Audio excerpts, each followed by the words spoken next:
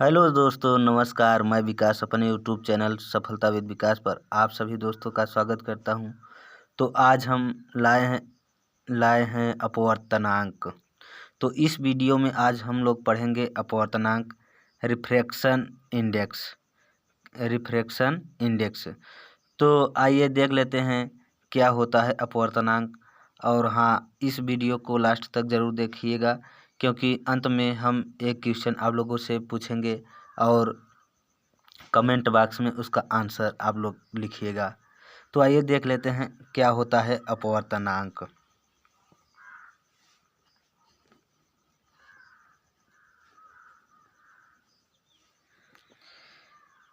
किन्हीं दो माध्यम में तथा एक ही प्रकाश के रंग के लिए आपतन कोण की ज्या साइन आई तथा अपवर्तन कोण की ज्या साइन आर का अनुपात एक नियतांक होता है।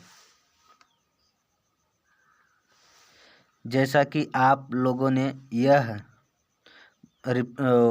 रिफ्रैक्शन के नियम में मतलब अपवर्तन के नियम में पढ़े होंगे, या तो नहीं पढ़े होंगे, तो हम एक वीडियो बनाए हैं रिफ्रैक्शन के बारे में, तो जिसे स्नेल का नियम भी कहते हैं।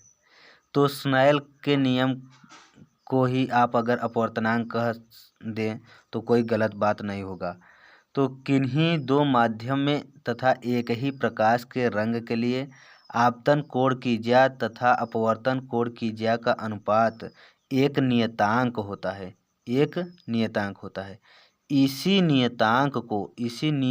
नियतांक का मतलब क्या होता है?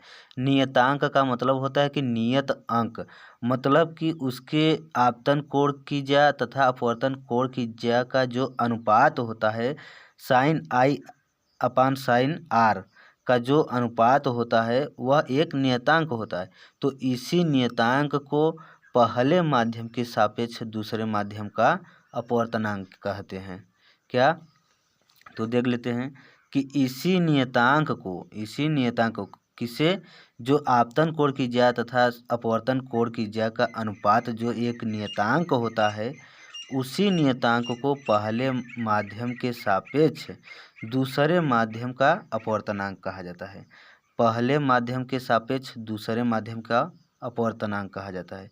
इसे n से प्रदर्शित करते हैं। तो समझ में आया? ये आप लोग अपवर्तन के नियम में पढ़े होंगे, इसमें आप लोगों को ज़्यादा दिक्कत नहीं होगी। आप इसी को जो डायरेक्ट कह सकते हैं कि जो आपतन कोण की ज्या होती है तथा अपवर्तन कोण की ज्या के अनुपात का जो नियतांक होता है, उससे क्या कहते हैं? पहले माध्यम के सापेक्ष दूसरे माध्यम का अपवर्तनांक कहते हैं। क्या? आपतन कोण की ज्या तथा अपवर्तन कोण की ज्या का अनुपात एक नियतांक होता है, जिसे पहले माध्यम के सापेक्ष दूसरे माध्यम का अपवर्तनांक कहते हैं। इस अपवर्तनांक को n से प्रदर्शित करते हैं। समझ में आया? तो आइए देख लेते हैं थोड़ा और।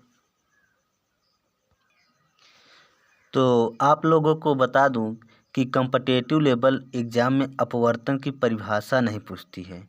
अपवर्तन की परिभाषा तो मैंने समझाने के लिए बता दिए, थोड़ा उसके बारे में बता दिए। अपवर्तन की परिभाषा हाई स्कूल इंटर में पूछा जाता है। तो आगे देखिए, कॉम्पिटिटिव लेवल के एग्ज़ाम में यहाँ से पूछता है कि यदि पहला माध्यम विरल हो अर्थात वायु, तो इसे ए से प्रदर्शित करते हैं। तथा दूसरा माध्यम सघन हो अर्थात पानी या कांच भी हो सकता है। पानी या कांच, जैसे सघन तो दोनों होता है, पानी या कांच, तो इसे W से प्रदर्शित करते हैं। पानी को W क्योंकि पानी को वाटर कहते हैं और कांच को ग्लास कहते हैं। अगर कांच आए तो उसे G से, अगर पानी रहे तो उसे W से प्रदर्शित करते हैं। और इसे वायु के सापेक्ष जल का अपवर्तनांक कहा जाता है। जब जल रहे, दूसरा माध्यम जल रहे, तो उसे वायु के सापेक्ष जल का अपवर्तनांक कहते हैं। और यदि दूसरा माध्यम कांच रहे तो उसे वायु के सापेक्ष कांच का अपवर्तनांक कहते हैं।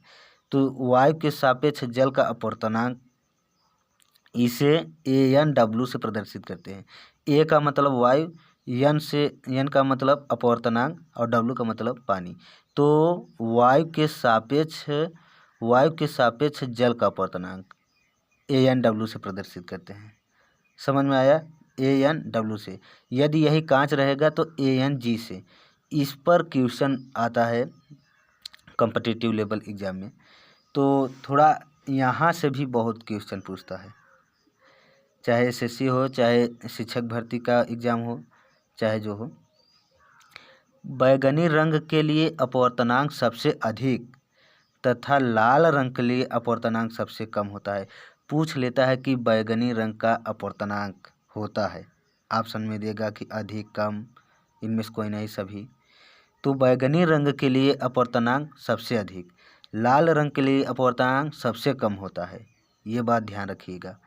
और उससे भी इम्पोर्टेंट है ये, तरंग दैर्घ्य के बढ़ने पर अपवर्तनांक कम होता है। जिसका तरंग दैर्घ्य ज़्यादा होगा उसका अपवर्तनांक कम होगा, और जिसका तरंग दैर्घ्य कम होगा उसका अपवर्तनांक ज़्यादा होगा। तो तरंग दैर्घ्य के बढ़ने पर अपवर्तनांक कम तथा घटने पर अपवर्तनांक अधिक होता है। ठीक, तरंग दैर्घ्य के बढ़ने पर अपवर्तनांक कम तथा तरंग दैर्घ्य घटने पर अपवर्तनांक अधिक होता है। इसलिए बैगनी रंग के लिए अपवर्तनांक सबसे अधिक तथा लाल रंग के लिए अपवर्तनांक सबसे कम होता है। आई होप आप लोगों को यह समझ में आ गया होगा। और यदि यह वीडियो आप लोग को पसंद आया हो तो इस वीडियो को ज़्यादा से ज़्यादा शेयर करिएगा।